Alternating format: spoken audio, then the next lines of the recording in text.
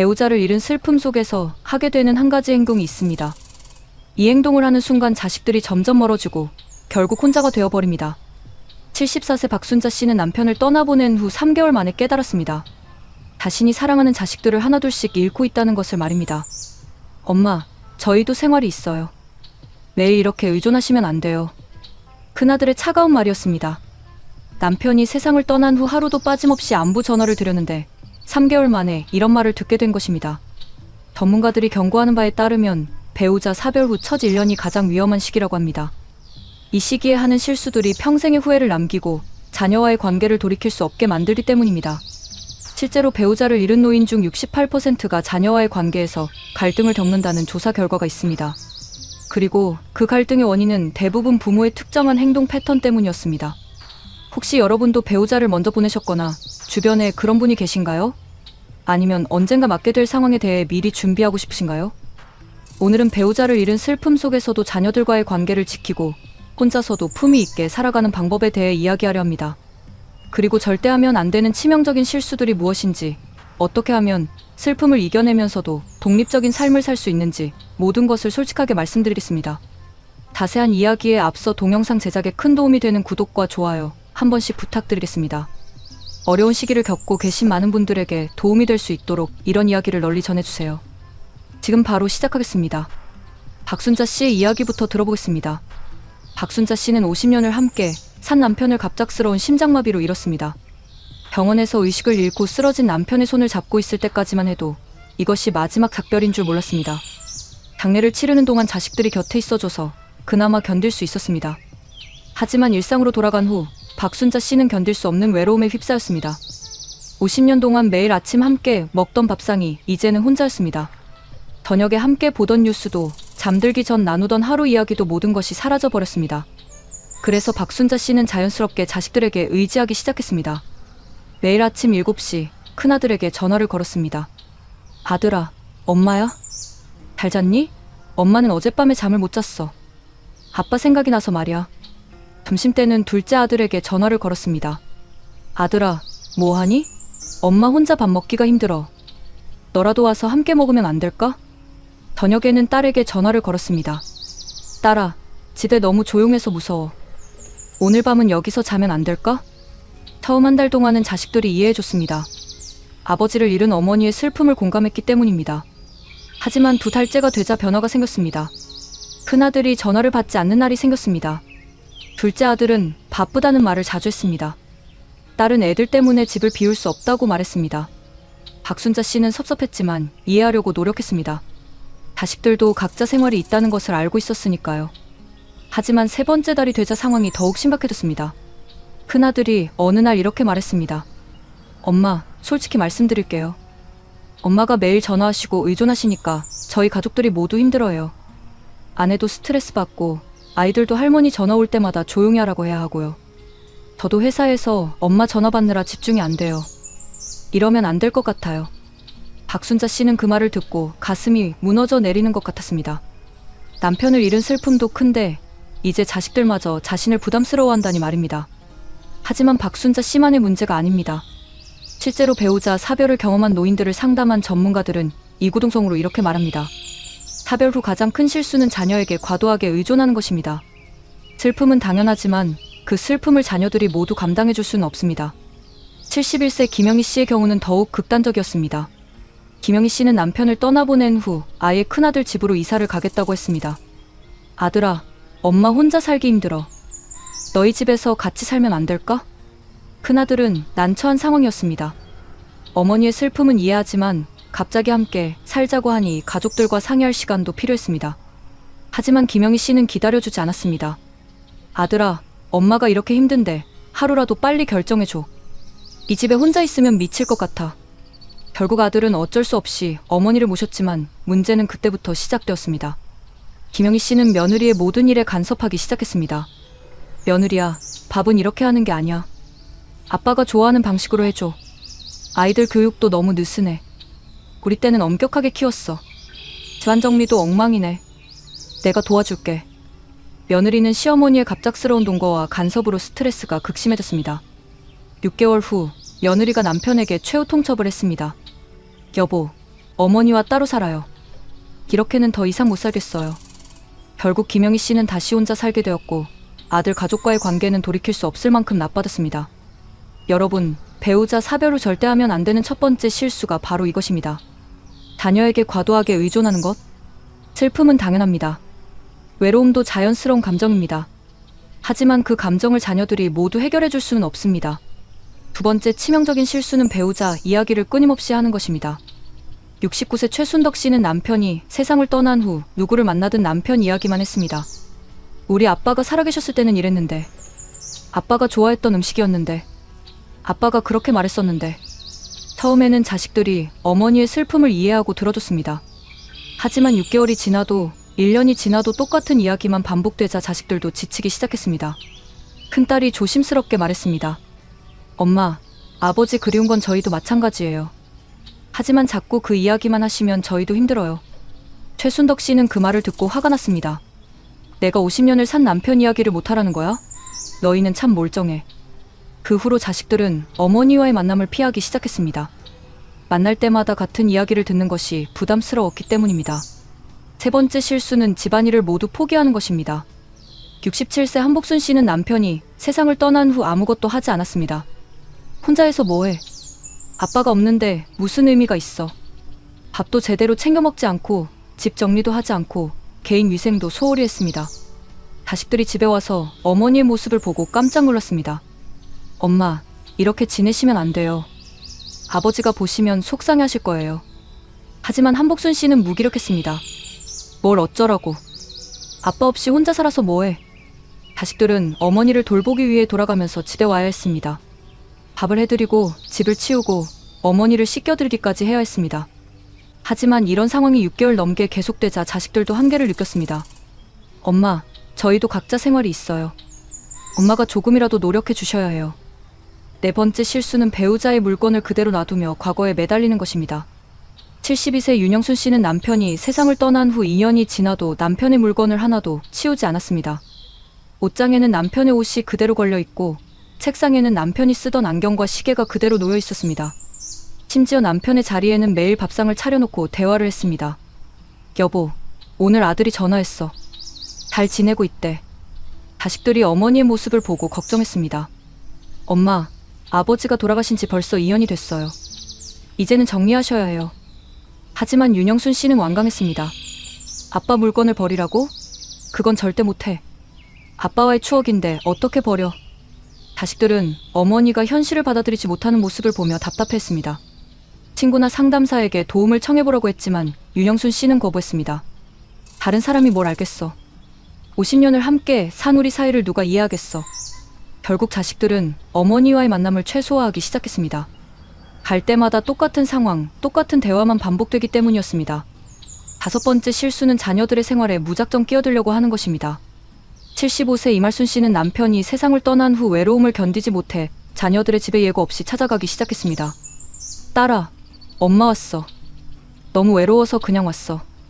처음에는 딸이 반갑게 맞아줬지만 이런 일이 일주일에 3회, 4번씩 반복되자 부담이 되기 시작했습니다. 특히 딸의 남편이 재택근무를 할 때 갑자기 찾아와서 방해가 되었고 손자들이 친구들과 놀 때도 갑자기 나타나서 어색한 상황을 만들었습니다.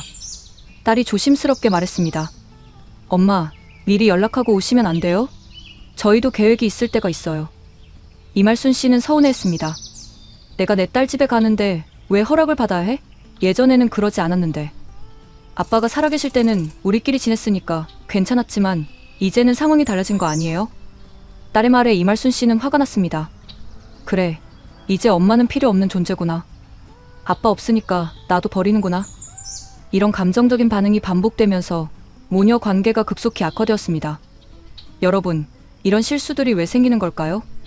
심리학자들은 이렇게 설명합니다. 배우자 사별은 인생에서 가장 큰 상실감 중 하나입니다. 하지만 그 빈자리를 자녀들이 모두 채워줄 수는 없습니다. 오히려 자녀들에게 과도하게 의존하면 건강한 관계가 파괴됩니다. 사별 후 생기는 심리적 변화는 크게 세 가지입니다. 첫 번째, 극도의 외로움과 불안감. 50년을 함께 산 배우자가 없어지면 모든 일상이 달라집니다. 혼자 먹는 밥, 혼자 보는 TV, 혼자 자는 밤이 견디기 어렵습니다. 두 번째, 정체성의 혼란. 아내, 남편이었던 정체성이 사라지면서 나는 누구인가? 라는 혼란이 옵니다. 특히 전업주부였던 여성들의 경우 더욱 심각합니다. 세 번째, 미래에 대한 두려움. 혼자서 어떻게 살아가야 할지, 아프면 누가 돌봐줄지, 경제적으로는 괜찮을지 모든 것이 불안합니다. 이런 심리적 변화는 자연스러운 것입니다. 하지만 이것을 잘못 대처하면 자녀들과의 관계가 파괴되고 진짜 혼자가 되어버립니다. 그렇다면 올바른 방법은 무엇일까요? 놀랍게도 많은 분들이 배우자, 사별 후에도 자녀들과 좋은 관계를 유지하면서 독립적이고 의미 있는 삶을 살고 계십니다. 78세 김순희 할머니의 이야기를 들어보겠습니다. 김순희 할머니는 3년 전 남편을 떠나보냈습니다. 52년을 함께 산 남편이었기에 슬픔은 말로 표현할 수 없었습니다. 하지만 김순희 할머니는 특별한 방법으로 이 어려운 시기를 극복했습니다. 첫 번째, 슬픔을 인정하되 시간을 정했습니다. 매일 오후 3시부터 4시까지는 할아버지를 그리워하는 시간으로 정했어요. 그 시간에는 마음껏 울고 그리워하고 추억을 되돌아봤어요. 하지만 그 시간이 지나면 다른 일을 하려고 노력했어요. 두 번째, 자녀들에게 의존하는 대신 감사를 표현했습니다. 아이들이 안부 전화를 하면 고맙다, 바쁜 중에 연락해줘서라고 말했어요. 외롭다, 와달라고 하지 않았어요. 대신 엄마는 잘 지내고 있으니까 걱정하지 말라고 했어요. 세 번째, 새로운 일상을 만들었습니다. 할아버지와 함께 하던 일들을 다른 방식으로 바꿨어요. 함께 보던 뉴스는 혼자 보되 중요한 내용은 아이들에게 문자로 보내줬어요. 함께 산책하던 공원에는 혼자 가서 운동을 했어요. 네 번째, 배우자의 물건을 단계적으로 정리했습니다. 처음에는 할아버지 옷을 그대로 놔뒀어요. 하지만 6개월 후에 조금씩 정리하기 시작했어요. 버리는 게 아니라 기념품 몇 개만 남기고 나머지는 기부했어요. 다섯 번째, 자녀들의 독립성을 존중했습니다. 아이들 집에 가고 싶어도 미리 연락하고 허락을 받았어요. 그리고 갔을 때도 오래 있지 않고 적당한 시간에 돌아왔어요. 이런 노력의 결과는 놀라웠습니다. 자녀들이 오히려 어머니를 더 자주 찾아오기 시작했습니다. 큰아들이 이렇게 말했습니다. 엄마가 의연하게 지내시니까 오히려 더 자주 안부가 궁금해져요. 그리고 엄마를 뵙고 나면 마음이 편해져요. 둘째 아들도 마찬가지였습니다. 엄마가 독립적으로 지내시니까 존경스러워요. 아버지도 엄마가 이렇게 강하게 지내시는 걸 보시면 안심하실 것 같아요. 딸은 이렇게 말했습니다. 엄마가 당당하게 혼자 살아가시는 모습을 보니까 저도 배울 점이 많아요. 나중에 저도 엄마처럼 살고 싶어요. 김순희 할머니는 현재 자녀들과 매우 좋은 관계를 유지하고 있습니다. 주일에 2회 정도 자연스럽게 만나고 명절이나 특별한 날에는 온 가족이 모여서 즐거운 시간을 보냅니다. 무엇보다 할머니 자신이 행복해하십니다. 처음에는 정말 힘들었어요. 하지만 이제는 혼자 사는 것도 나름의 즐거움이 있다는 걸 알겠어요. 아이들한테 의존하지 않으니까 오히려 더 사랑받는 기분이에요. 또 다른 성공 사례를 보겠습니다. 73세 박정순 할머니는 남편을 떠나보낸 후 완전히 새로운 삶을 시작했습니다. 박정순 할머니의 첫 번째 원칙, 새로운 관계 만들기. 혼자 있으면 자꾸 슬픈 생각만 하게 되더라고요. 그래서 새로운 사람들을 만나기로 했어요. 박정순 할머니는 동네 복지관에서 하는 취미 활동에 참여하기 시작했습니다. 서예, 요가, 합창단 등 다양한 활동을 통해 새로운 친구들을 만났습니다. 처음에는 어색했지만 비슷한 처지의 분들이 많더라고요. 서로 위로도 해주고 즐거운 이야기도 나누면서 마음이 많이 편해졌어요. 두 번째 원칙, 규칙적인 생활 유지하기. 할아버지가 계실 때와 똑같은 시간에 일어나고 똑같은 시간에 식사해요. 다만 혼자라고 해서 대충 하지 않아요. 박정순 할머니는 매일 아침 6시에 일어나서 운동을 하고 정성스럽게 아침을 준비해서 드십니다. 점심과 저녁도 마찬가지입니다. 혼자라고 해서 인스턴트 음식이나 대충 먹으면 몸도 마음도 더 힘들어져요. 제대로 된 식사를 하니까 건강도 좋아지고 기분도 좋아져요. 세 번째 원칙, 남편과의 추억을 긍정적으로 간직하기. 할아버지와의 추억을 잊으려고 하지 않아요. 대신 슬프게 그리워하기보다는 감사하게 기억하려고 해요. 박정순 할머니는 남편과의 사진을 정리해서 앨범을 만들었습니다. 그리고 특별한 날에는 그 앨범을 보면서 좋은 추억들을 되새깁니다. 할아버지가 좋아했던 음식을 만들어서 아이들과 함께 먹어요. 그러면 할아버지도 함께 있는 것 같아서 따뜻한 기분이 들어요. 네 번째 원칙, 자녀들에게 짐이 되지 않기. 아이들한테 전화할 때도 항상 긍정적인 이야기를 해요. 힘든 이야기는 친구들이나 상담사에게 하고 아이들한테는 즐거운 소식만 전해요. 아이들이 오고 싶을 때 오게 하고 바쁠 때는 무리하지 않게 해요. 그러니까 아이들이 오히려 더 자주 와요. 이런 원칙들 덕분에 박정순 할머니는 자녀들과 매우 좋은 관계를 유지하고 있습니다. 큰딸이 이렇게 말했습니다. 엄마가 혼자서도 이렇게 잘 지내시니까 정말 자랑스러워요. 친구들한테 우리 엄마 자랑을 많이 해요. 하지만 이런 변화가 하루아침에 이루어지는 것은 아닙니다. 특히 이미 자녀들과 관계가 틀어진 경우에는 더욱 신중하게 접근해야 합니다. 76세 최영자 할머니의 경우가 그랬습니다. 최영자 할머니는 남편을 떠나보낸 후 1년 동안 자녀들에게 과도하게 의존했습니다.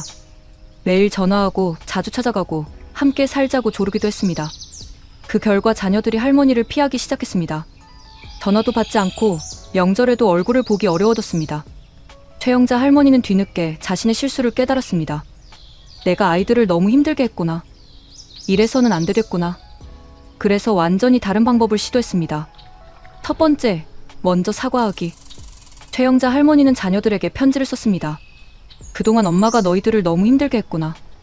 아빠를 잃은 슬픔에 너희들한테 의존했는데 그게 얼마나 부담스러웠을지 이제야 깨달았어. 정말 미안해. 두 번째, 변화된 모습 보여주기. 할머니는 6개월 동안 자녀들에게 먼저 연락하지 않았습니다. 대신 혼자서도 잘 지낼 수 있다는 것을 행동으로 보여줬습니다. 복지관 활동에 참여하고 새로운 친구들을 만나고 규칙적인 생활을 했습니다. 세 번째, 자연스러운 관계 회복. 6개월 후 큰아들이 먼저 연락을 했습니다. 엄마, 요즘 어떻게 지내세요? 연락이 없으셔서 걱정됐어요. 최영자 할머니는 이렇게 대답했습니다. 고마워. 엄마는 잘 지내고 있어. 바쁜 중에 안부 물어봐줘서 고마워. 그 후로 자녀들이 조금씩 할머니에게 다가오기 시작했습니다. 1년 후 최영자 할머니와 자녀들의 관계는 완전히 회복되었습니다. 둘째 아들이 이렇게 말했습니다. 엄마가 이렇게 달라지실 줄 몰랐어요. 처음에는 걱정됐는데 지금은 오히려 엄마를 존경해요. 딸도 마찬가지였습니다. 엄마가 혼자서도 이렇게 당당하게 지내시니까 저도 마음이 편해져요. 그리고 엄마와 만나는 시간이 즐거워졌어요. 지금은 자녀들이 할머니를 자주 찾아오고 할머니도 손자들과 즐거운 시간을 보내고 계십니다. 하지만 이런 변화를 만들 때 주의해야 할 점들이 있습니다. 첫 번째, 주의사항 무리하지 마세요. 슬픔을 억지로 참으려고 하면 안 됩니다. 슬플 때는 슬퍼해도 됩니다. 다만 그 슬픔에만 매달리지 않는 것이 중요합니다. 70세 한말순 씨는 처음에 이 실수를 했습니다. 슬프면 안 되겠다 싶어서 억지로 웃으려고 했어요. 하지만 그러니까 더 힘들더라고요. 전문가의 조언을 받고 나서 한말순 씨는 방법을 바꿨습니다. 하루에 1시간은 마음껏 슬퍼하는 시간으로 정했어요. 그 시간에는 남편 생각을 하며 울기도 하고 그리워하기도 해요. 하지만 그 시간이 지나면 다른 일에 집중하려고 노력해요. 두 번째, 주의사항 완벽하려고 하지 마세요. 혼자 살기 시작했다고 해서 모든 것을 완벽하게 할 필요는 없습니다. 실수할 때도 있고 힘들 때도 있는 것이 자연스럽습니다. 74세 김복순 씨의 경험담입니다. 처음에는 혼자서 모든 것을 다 해야 한다고 생각했어요. 남편이 하던 일까지 다 배우려고 했죠. 하지만 너무 무리였어요. 김복순 씨는 할 수 있는 것과 할 수 없는 것을 구분했습니다. 전기술이나 복잡한 일은 전문가에게 맡기고 제가 할 수 있는 일들만 하기로 했어요. 그러니까 마음이 훨씬 편해졌어요. 세 번째, 주의사항 급하게 변화를 시도하지 마세요. 하루아침에 모든 것을 바꾸려고 하면 오히려 스트레스가 됩니다. 조금씩 천천히 변화해 나가는 것이 중요합니다. 72세 오순희 씨는 이렇게 조언합니다. 첫 달에는 그냥 하루하루 버티는 것만으로도 충분해요. 두 번째 달부터 조금씩 새로운 것을 시도해보세요. 저는 3개월째부터 복지관에 나가기 시작했고 6개월째부터 새로운 취미를 찾기 시작했어요. 네 번째, 주의사항 혼자 해결하려고만 하지 마세요. 전문가의 도움을 받는 것도 좋은 방법입니다. 상담사나 심리 전문가 혹은 같은 처지의 사람들과 이야기를 나누는 것이 도움이 됩니다. 75세 정순덕 씨는 사별 상담 모임에 참여했습니다. 처음에는 부끄러워서 안 가려고 했어요. 하지만 가보니까 비슷한 경험을 한 분들이 많더라고요. 서로 위로도 해주고 좋은 조언도 많이 들었어요. 그렇다면 구체적으로 어떻게 실천할 수 있을까요? 단계별 실천 방법을 알려드리겠습니다. 1단계 첫 3개월 안정화 기간. 이 시기에는 급격한 변화를 시도하지 마세요. 그냥 하루하루 버티는 것만으로도 충분합니다. 할 수 있는 것들, 규칙적으로 식사하기, 충분히 잠자기, 가벼운 산책하기, 슬플 때는 충분히 슬퍼하기, 하지만 안 되는 것들, 자녀들에게 매일 전화하기, 중요한 결정 내리기 이사, 큰돈 사용 등, 배우자의 물건 급하게 정리하기, 2단계 4에 6개월 새로운 리듬 만들기. 이 시기부터 조금씩 새로운 일상을 만들어 가세요. 할 수 있는 것들. 동네 복지관이나 문화센터 프로그램 알아보기. 새로운 취미 찾아보기. 비슷한 처지의 사람들과 만나기. 배우자의 물건 조금씩 정리하기. 3단계 7에 1, 2개월 적극적인 사회활동. 이 시기에는 더 적극적으로 새로운 관계와 활동을 시작하세요. 할 수 있는 것들. 봉사활동 참여하기. 새로운 친구들과 정기 모임 갖기. 여행이나 문화활동 즐기기. 자녀들과 새로운 방식으로 소통하기. 4단계 1년 이후 새로운 삶의 정착. 이 시기에는 혼자만의 새로운 삶을 완전히 정착시키세요. 할 수 있는 것들. 자신만의 생활 패턴 확립하기. 새로운 목표와 꿈 설정하기. 다른 사람들에게 도움 주기. 자녀들과 건강한 관계 유지하기. 78세 송말순 할머니는 이런 단계를 거쳐서 현재 매우 행복한 삶을 살고 계십니다. 처음 1년은 정말 힘들었어요. 하지만 지금은 혼자 사는 것도 나름의 즐거움이 있다는 걸 알겠어요. 아이들과의 관계도 예전보다 더 좋아졌고 새로운 친구들도 많이 생겼어요. 무엇보다 제 자신이 이렇게 강할 줄 몰랐어요. 할아버지가 보시면 자랑스러워 하실 것 같아요. 하지만 이 모든 과정에서 가장 중요한 것은 마음가짐입니다. 배우자를 잃었다고 해서 인생이 끝나는 것은 아닙니다. 분명히 힘들고 슬프지만 그 속에서도 새로운 의미와 기쁨을 찾을 수 있습니다. 76세 이순희 할머니의 깨달음을 들어보세요. 남편을 떠나보낸 후에 깨달았어요. 사랑하는 사람을 잃는다는 것은 그 사람과의 관계가 끝나는 것이 아니라 새로운 방식으로 사랑하는 것을 배우는 일이라는 거요. 이제는 남편을 그리워하면서도 감사할 수 있어요. 50년이라는 긴 시간을 함께 해준 것에 대해서 말이에요. 그리고 남편이 제게 남겨준 가장 큰 선물은 강인함이었다는 것도 깨달았어요. 혼자서도 살 수 있는 힘을 키워준 거죠. 이런 마음가짐의 변화가 있을 때 모든 것이 달라집니다. 자녀들도 어머니를 의존적인 존재가 아니라 존경할 수 있는 어른으로 보게 됩니다. 그렇다면 지금부터라도 어떻게 실천할 수 있을까요? 오늘부터 바로 시작할 수 있는 5가지 실천법을 알려드리겠습니다. 첫 번째 실천 하루 일과표 만들기. 혼자 있으면 시간이 느리게 가고 우울한 생각이 많아집니다. 규칙적인 일과를 만들어서 하루를 의미 있게 보내세요. 77세 김순덕 할머니의 하루. 오전 7시 기상, 가벼운 체조. 오전 8시 아침 식사 정성스럽게 준비. 오전 10시 산책 또는 장보기. 오후 1시 점심 식사. 오후 3시 독서 또는 TV 시청. 오후 5시 복지관 프로그램 참여. 저녁 7시 저녁 식사. 저녁 9시 친구들과 통화. 저녁 10시 취침 준비. 매일 같은 시간에 같은 일을 하니까 마음이 안정돼요. 그리고 혼자라도 하루가 알차게 느껴져요. 두 번째 실천, 일주일에 한 번은 새로운 것 시도하기. 새로운 활동이나 만남은 삶에 활력을 줍니다. 작은 것부터 시작해보세요.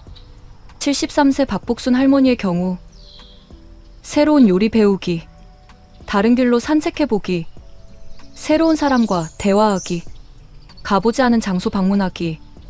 새로운 TV 프로그램 보기. 작은 변화지만 삶이 지루하지 않아요. 매주 새로운 발견이 있어서 재미있어요. 세 번째 실천, 자녀들과의 연락 규칙 정하기. 자녀들에게 부담 주지 않으면서도 관계를 유지할 수 있는 적절한 규칙을 만드세요. 74세 최정순 할머니의 규칙. 일주일에 2에 3번만 연락하기. 전화는 10분 이내로 끝내기. 힘든 이야기보다 긍정적인 소식 전하기. 자녀들이 바쁠 때는 무리하지 않기. 감사 인사 자주 표현하기. 이런 규칙을 정하니까 아이들이 오히려 더 자주 연락해와요. 부담스럽지 않으니까 편하게 대화할 수 있어요. 네 번째 실천, 새로운 인간관계 만들기. 자녀들에게만 의존하지 말고 또래 친구들과의 관계를 만들어가세요. 75세 한순희 할머니의 방법. 동네 복지관 프로그램 참여. 아파트 분여회 활동. 종교 활동 참여. 봉사활동 참여. 취미 모임 가입. 새로운 친구들이 생기니까 세상이 넓어진 기분이에요. 비슷한 처지의 분들과 이야기하면 위로도 되고 힘도 나요. 5번째 실천, 감사 일기 쓰기. 매일 하루 종일 감사한 일 3가지를 적어보세요. 작은 것이라도 좋습니다. 72세 윤복희 할머니의 감사 일기. 오늘 감사한 일, 딸이 안부 전화를 해줘서, 날씨가 좋아서 산책이 즐거웠어서, 새로 만난 친구와 좋은 대화를 나눠서. 처음에는 감사할 일이 별로 없다고 생각했는데 찾아보니까 의외로 많더라고요. 감사 일기를 쓰니까 마음이 긍정적으로 바뀌었어요. 이런 작은 실천들이 모여서 큰 변화를 만들어냅니다. 무엇보다 중요한 것은 배우자를 잃었다고 해서 삶이 끝나는 것이 아니라는 것입니다. 분명히 힘들고 슬프지만 그 슬픔을 딛고 일어설 때 더 강하고 지혜로운 사람이 될 수 있습니다. 그리고 그런 모습을 보여줄 때 자녀들도 어머니를 더욱 존경하고 사랑하게 됩니다. 79세 김영순 할머니의 마지막 조언입니다. 배우자를 잃는다는 것은 인생에서 가장 큰 시련 중 하나예요. 하지만 그 시련을 어떻게 받아들이느냐에 따라 남은 인생이 달라져요. 저는 남편을 떠나보낸 후 3년 동안 정말 많이 울었어요. 하지만 지금은 남편이 제게 남겨준 사랑과 추억에 감사해요. 그리고 무엇보다 제가 이렇게 강한 사람이라는 걸 몰랐어요. 혼자서도 행복할 수 있다는 걸 배웠어요. 자녀들과의 관계도 예전보다 더 좋아졌어요. 의존하지 않으니까 오히려 더 사랑받는 기분이에요. 여러분, 배우자를 먼저 떠나보내신 분들이라면 충분히 슬퍼하세요. 그리워하셔도 됩니다. 하지만 그 슬픔에만 머물러 있지는 마세요. 사랑하는 자녀들에게 의존하려고 하지 마세요. 대신 더 강하고 독립적인 모습을 보여주세요. 그러면 자녀들이 어머니를 더욱 존경하고 자랑스러워할 것입니다. 그리고 무엇보다 여러분 자신이 더 행복해질 것입니다. 시작은 오늘부터 하세요. 하루 일과표를 만들어 보세요. 새로운 것을 하나 시도해 보세요. 자녀들에게 감사 인사를 전해보세요. 그 작은 변화가 여러분의 남은 인생을 완전히 바꿔놓을 것입니다. 오늘도 끝까지 함께 해주신 여러분께 진심으로 감사드립니다.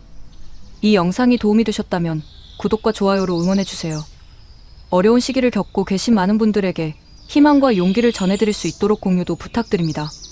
그리고 댓글로 여러분의 경험과 조언도 나눠주세요. 여러분의 이야기가 다른 분들에게 큰 힘이 될 것입니다. 다음 영상에서는 혼자 살아도 외롭지 않은 노인들의 특별한 하루 일과에 대해 이야기해보겠습니다. 여러분의 남은 인생이 더욱 행복하고 의미 있기를 진심으로 바랍니다.